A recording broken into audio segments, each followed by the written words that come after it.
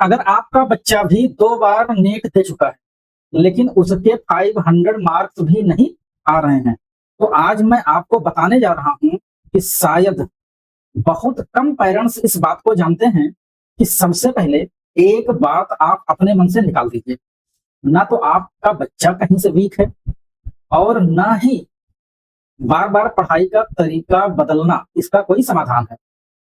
Last 23 years में मैंने CBSE, ICSE, ISC और यूपी बोर्ड के और साथ ही साथ कॉम्पिटिटिव एग्जाम की प्रिपरेशन करने वाले हजारों हजार विद्यार्थियों के साथ काम करते हुए मैंने एक चीज को बहुत बार एक्सपीरियंस किया है और बहुत ही बारीकी से देखा है, समझा है, जाना है और पहचाना है कि जब रिजल्ट नहीं आता है तो पेरेंट्स बाहर उसका सॉल्यूशन ढूंढते हैं, जबकि बदलने की जरूरत होती है उसके लर्निंग सिस्टम की। अगर यह गलती थर्ड अटेम्प्ट तक भी पेरेंट्स के द्वारा नहीं समझी गई तो सबसे पहले मार्क्स नहीं, आपके बच्चे का सेल्फ कॉन्फिडेंस टूटता है। और जिस दिन आपका बच्चा आकर के घर पर ये कह देता है कि अब मुझसे नीट नहीं होगा, अब मैं नीट नहीं करूंगा, अब मैं बायोटेक्नोलॉजी करूंगा, अब मैं बी फार्मा करूंगा, अब मैं डी फार्मा करूंगा, अब मैं फलाना करूंगा, धमाका करूंगा, कहने का मतलब यह है कि वो नीट के ट्रैक से हट जाता है। उससे पहले, उसके हटने से पहले, उसके कॉन्फिडेंस को टूटने से पहले पेरेंट्स प्लीज आप अवेयर हो जाइए, क्योंकि आपने 2 साल तक अपने पैसे को, बच्चे के समय को, उसके सेल्फ कॉन्फिडेंस को और सही साथ ही साथ उसके कैरियर को बर्बाद किया है केवल इस चक्कर में कि फला कोचिंग में जाने से फला बच्चा सिलेक्ट हो गया तो मेरा भी सिलेक्ट हो जाएगा।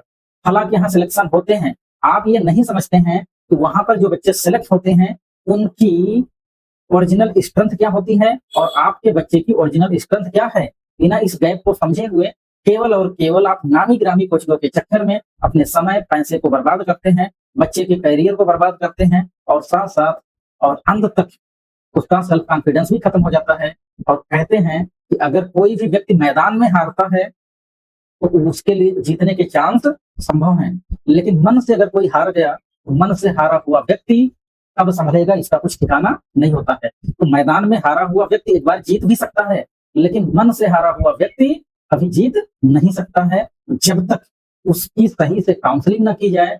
और काउंसलिंग चाहे आप जितनी भी कर लो, जब तक उसके कॉन्फिडेंस को बढ़ाने के लिए आप उसको पिलर नहीं दोगे। जैसे जिस चेयर पर आप बैठते हो उसके 4 पिलर होते हैं। चेयर चाहे जितनी अच्छी आप बना लीजिए, लेकिन अगर पिलर नहीं देंगे तो वो चेयर आपकी जमीन पर टिकेगी नहीं और आप उस पर बैठ भी नहीं पाएंगे। ऐसे ही आपके बच्चे के साथ है, आप अपने बच्चे के कॉन्फिडेंस को खत्म मत होने दीजिए, उसे बचा लीजिए। और जिस दिन वो आपसे बोलता है आकर के कि अब नीट मुझसे नहीं होगा, उसी दिन असली लड़ाई शुरू होती है। आज मैं आपको वो सारे कारण बताऊंगा जिनकी वजह से कई सारे लेबोरियस स्टूडेंट भी 500 मार्क्स तक नीट के एग्जाम में नहीं पहुंच पाते हैं।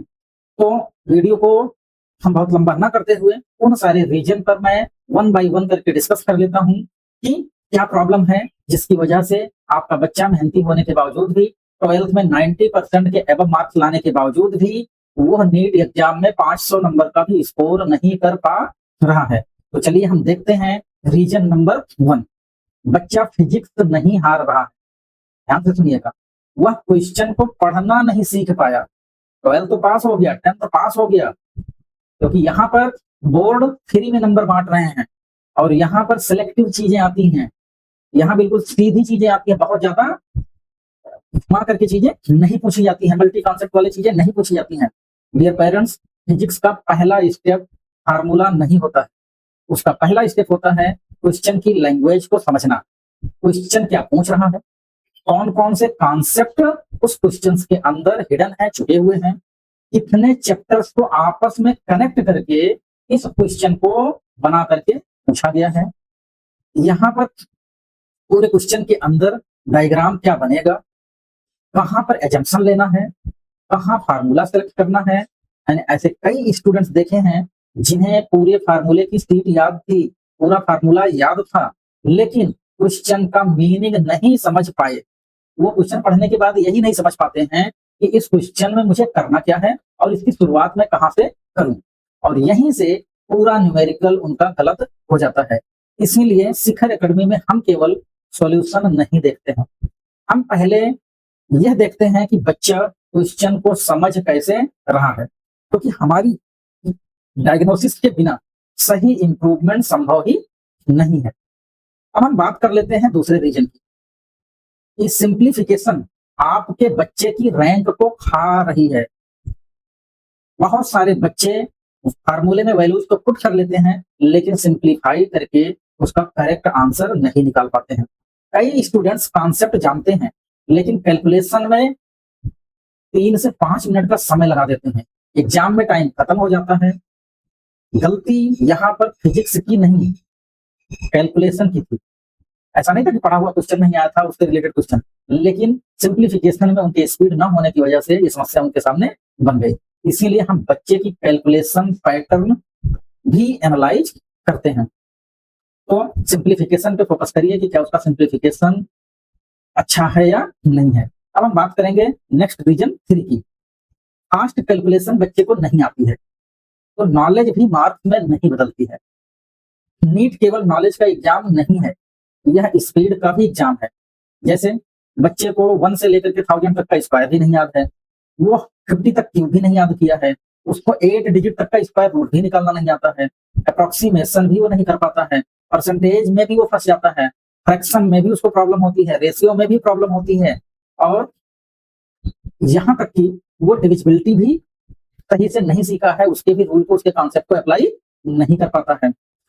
इनकी स्पीड इतनी कम है, या कह सकते हैं जिस भी बच्चे की जितनी स्पीड कम है, उसका सिलेक्शन भी उतना ही कठिन है। तो फास्ट कैलकुलेशन स्पीड आपके बच्चे की है या नहीं है, उस पर बच्चे को काम करने का मौका दीजिए और उसको सिखाइए कि आप अपने इस स्किल को सुधारिए। अब हम बात करते हैं रीजन नंबर 4। असली प्रॉब्लम फिजिक्स की नहीं है, क्योंकि फिजिक्स में जो छुपे हुए मैथ हैं, यही सबसे बड़े हिडन ट्रुथ हैं। फिजिक्स न्यूमेरिकल रुकते हैं, सॉल्व नहीं होते हैं, क्योंकि बच्चे का अलजेब्रा वीक होता है, उसको ट्रिग्नोमेट्री में प्रॉब्लम आती है, वो एंगल्स में फंसता है, वो ट्रिग्नोमेट्रिक रेशियोज में फंसता है, ग्राफ उसको समझ में नहीं आता है, उसको वेक्टर में प्रॉब्लम होती है, वो स्केलर वेक्टर और टेंसर क्वांटिटीज को तो मान लीजिए समझ लेता है बेसिक तरीके से, लेकिन जो वेक्टर की प्रॉपर्टीज हैं, वो प्रॉपर्टीज उसके माइंड में नहीं होती हैं। यूनिट कन्वर्जन भी उसके फंसते हैं, यूनिट कन्वर्जन वो कर ही नहीं पाता है, ज्योमेट्री की विजुलाइजेशन ही नहीं है कि इसमें जो है, जैसे हम ज्योमेट्री की बात करें तो ज्योमेट्री लाइंस एंड एंगल से शुरू होती है। लाइंस एंड एंगल्स हो गया, ट्रायंगल हो गया, क्वाड्रिलेटरल हो गया, पॉलीगॉन आपका हो गया, और सर्कल हो गया, और यहाँ पर ज्योमेट्री के भी, उसके मेंसुरेशन के भी कुछ पार्ट्स ऐड हो जाते हैं, उसमें भी उस बच्चे को प्रॉब्लम्स होती हैं। पेरेंट्स कहते हैं मेरे बच्चे की फिजिक्स कमजोर है, सच्चाई ये नहीं है, सच्चाई ये है कि उसका फाउंडेशन वीक है। इसलिए हम लोग शिखर एकेडमी में केवल फिजिक्स नहीं पढ़ाते हैं, बल्कि फिजिक्स के पीछे छिपी हुई लर्निंग और उस लर्निंग गैप को पहचानने का प्रयास किया जाता है, और उस गैप को हम फिल करवाते हैं, तब जाकर के फिजिक्स आपके बच्चे की स्ट्रांग हो पाती है। अब हम लोग बात कर लेते हैं नेक्स्ट रीजन की।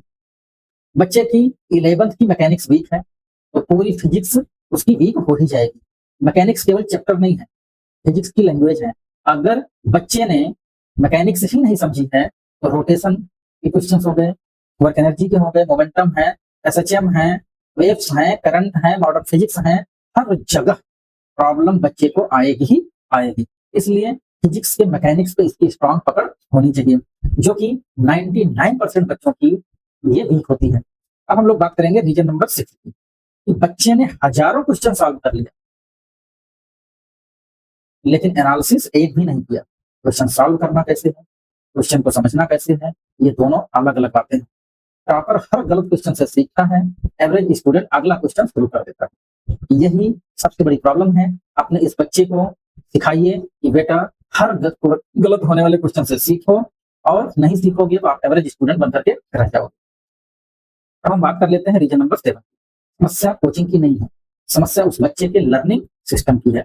अगर लर्निंग पैटर्न बच्चे का वही रहेगा, तो केवल पढ़ाई की जगह बदलने से, एक कोचिंग से दूसरी कोचिंग में एडमिशन ले लेने से आपके बच्चे का रिजल्ट नहीं बदलेगा। जब तक बच्चा सोचने का तरीका, क्वेश्चन को एनालिसिस करने का तरीका, गलतियों को पहचानने का तरीका और कॉन्सेप्ट को आपस में कनेक्ट करने का तरीका नहीं सीखेगा, उसमें बदलाव नहीं लाएगा, तब तक केवल बच्चे की मेहनत बढ़ेगी, लेकिन उसके मार्क्स वहीं के वहीं रहेंगे।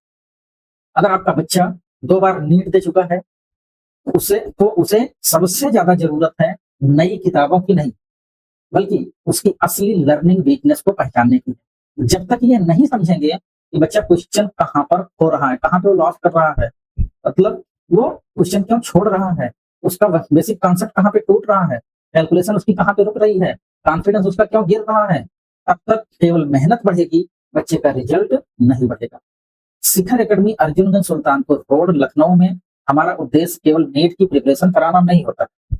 हम बच्चों की academic performance assessment, learning gap analysis, strong basics, concept clarity, thinking skills, self confidence और पर्सनलाइज्ड लर्निंग प्लान पर वेल अरेंज तरीके से काम करते हैं, क्योंकि हमारा विश्वास है, हमारा मानना है कि strong basics, clear concepts, right learning system, confident students ही बेटर रिजल्ट दे सकता है। अगर आपका बच्चा 450 मार्क्स भी नीट के एग्जाम में नहीं ला पा रहा है, 500 के नीचे रुक गया है, तो शायद उसे और मेहनत की नहीं, सही डायग्नोसिस की जरूरत है। एक बार आप आइए, बच्चे की लर्निंग को हम समझते हैं, फिर मिलकर उसके अगले अटेम्प्ट को बेहतर बनाते हैं। Thank you.